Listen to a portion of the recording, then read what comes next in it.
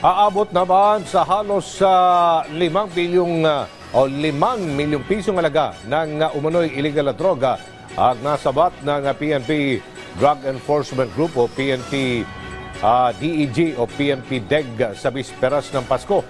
Ito ay sa magkaiwalay na operasyon na isinagawa ng mga otoridad sa Taguig City.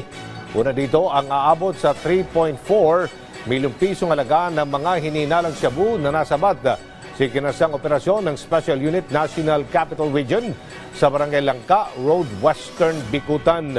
Sa nasabing operasyon, 2 high-value targets ang nalambat ng mga otoridad. Sunod namang naresto ang 3 pang mga high-value individual sa isang residential house sa Mangundato Street, Marlica Village, Taguig City. At sa nasabing operasyon, naabot sa 200 grams ng shabu ang na-recover ng mga otoridad na nagkakalaga ng 1.3 milyong piso.